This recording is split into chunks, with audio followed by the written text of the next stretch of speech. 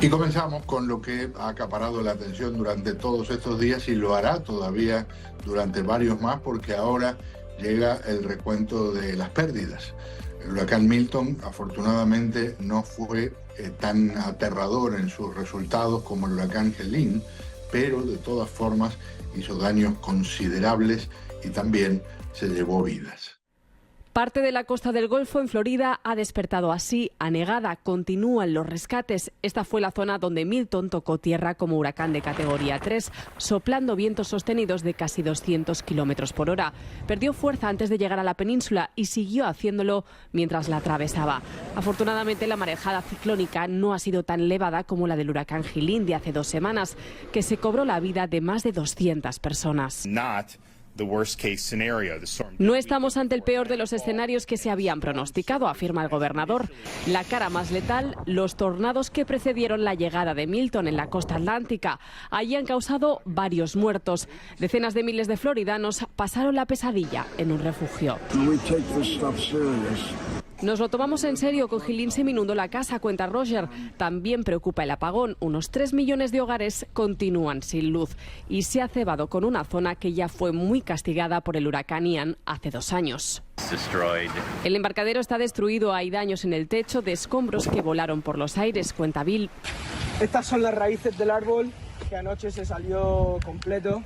Alejandro, español, nos enseña cómo ha quedado el barrio en el que vive, en Tampa, Florida. Es difícil para nosotros porque hace 2 semanas pasó otro huracán. La gente del refugio que están empezando a marchar ahora con ansiedad, quieren ir a ver lo que han dejado atrás. El barrio de Patricia sí peligraba, dejó su casa y se fue a Miami. Avalanchas de personas para comprar baterías, para comprar agua.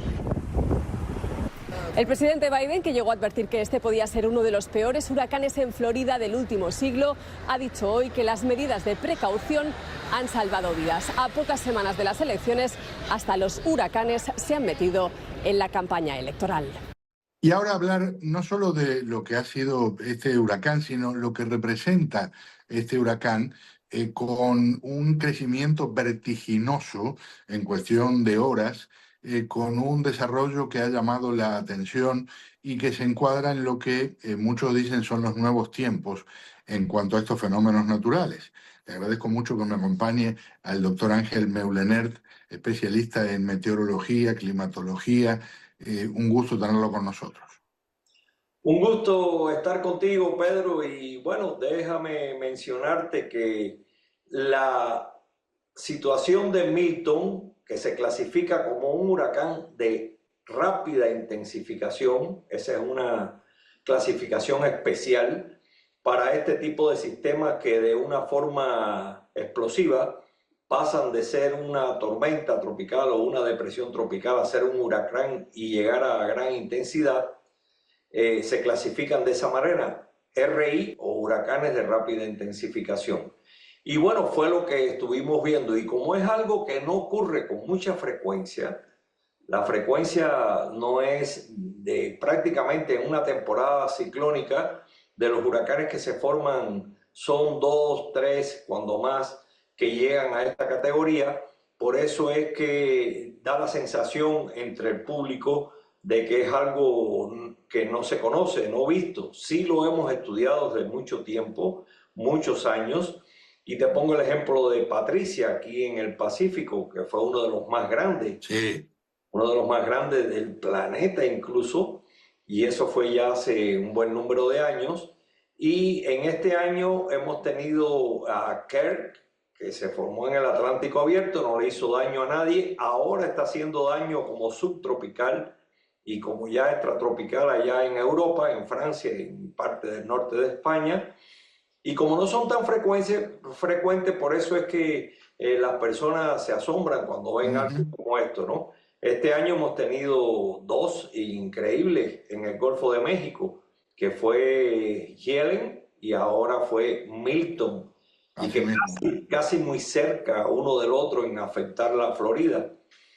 Una de las cosas, perdón que lo interrumpo un segundo, porque ahora que mencionaba el Golfo de México, algo que se dice tampoco es muy habitual, aunque se haya visto previamente, es la altísima temperatura de la superficie del agua en el Golfo. Así es, desde que comenzó la temporada ciclónica, los meteorólogos nos fijamos mucho en que el Atlántico tenía un gran contenido de calor en las aguas tanto del Golfo del Caribe como del Atlántico. Y ese es, diríamos, el combustible que necesitan los ciclones tropicales para mantener la velocidad de sus vientos y para mantener su estructura.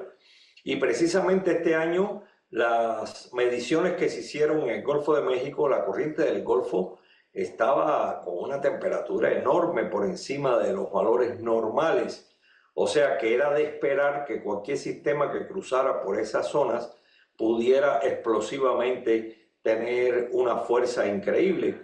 Y en este caso tuvimos dos, como ya te dije, y Milton es el último que cruzó por esa zona y alcanzó diríamos, de poder destructivo. Sin duda. Una pregunta con respecto a la clasificación de los huracanes por su potencia. Tanto del 1 al 2 como de ahí hasta el 5 están muy claramente encuadrados en ciertas velocidades. El 5 no tiene límite del lado del máximo, digamos. Y hay quienes dicen que no está lejos el momento en que haya que pensar en agregar una categoría. Obviamente sería en ese caso la 6. ¿Qué piensa de eso? Mira, ya hay un consenso general entre los meteorólogos, tanto del Centro Nacional de Huracanes como de las zonas nuestras, y sí, realmente no es necesario. No es necesario. La fuerza de los huracanes, la escala Saffir-Simpson, se hace en base a la velocidad de los vientos y por lo tanto está bien definido que un huracán cuando alcanza categoría 3 ya se clasifica como mayor o mayor.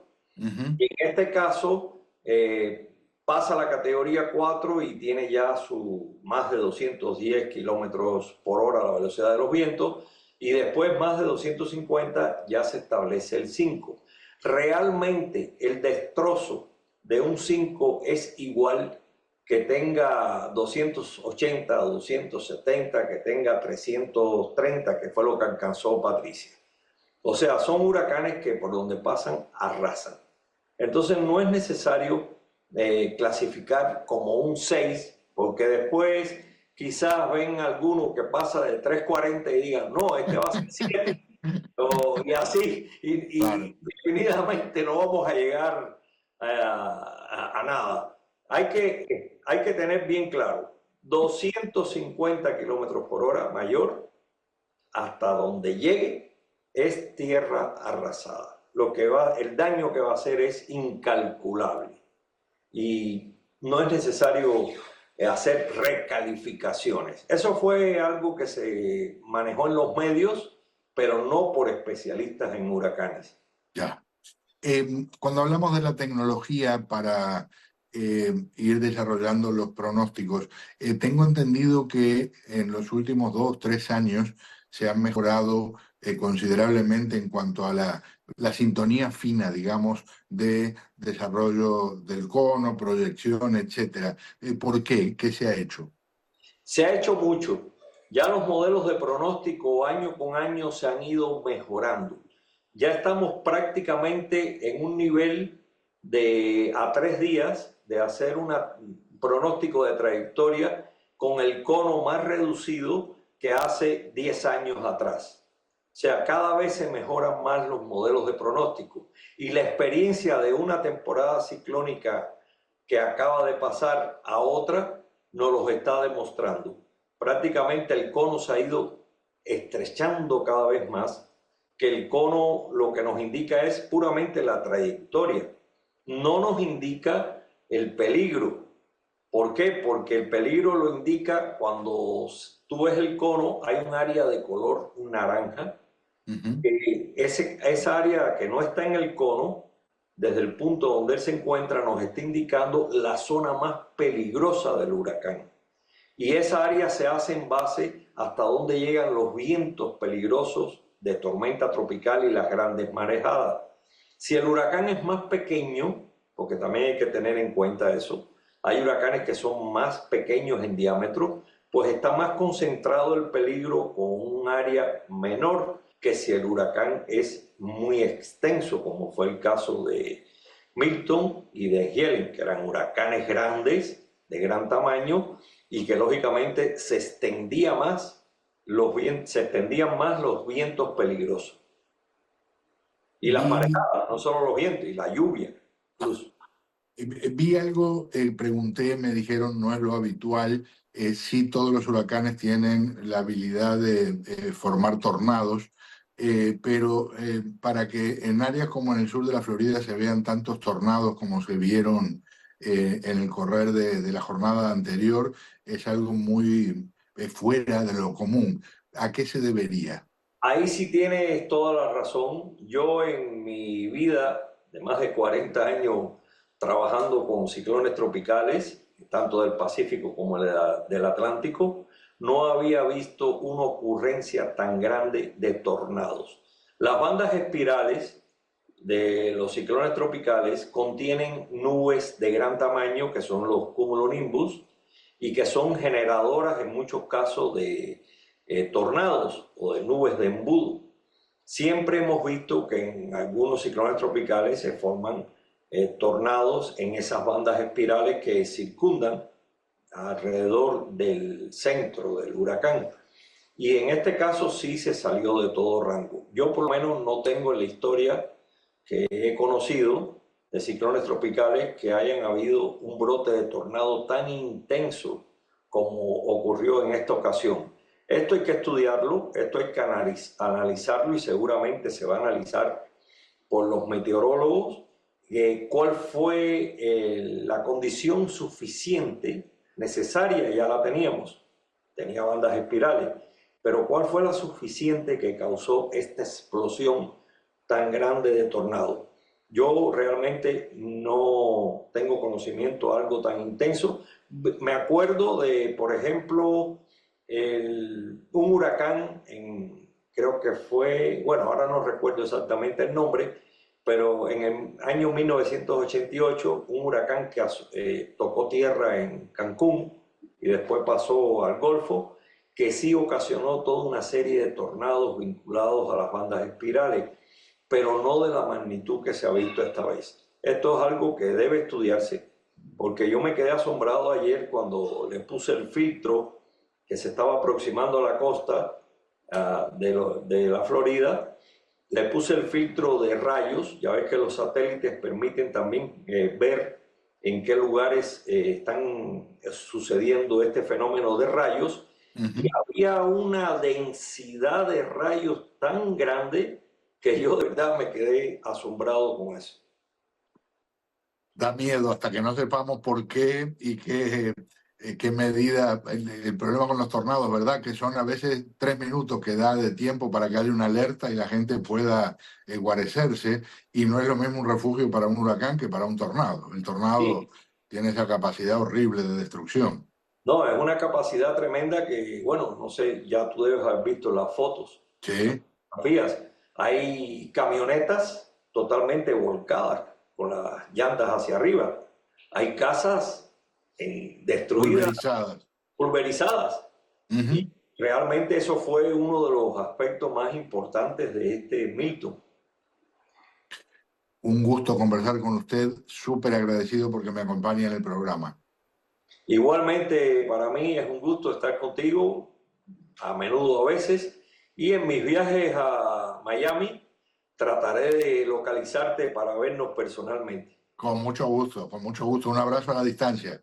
Un abrazo igualmente. Gracias. El doctor Ángel Meublenert, especialista en lo que es la meteorología, la climatología, conversando con nosotros en esta cobertura de lo que fue el impacto del huracán Milton. Ya regresamos.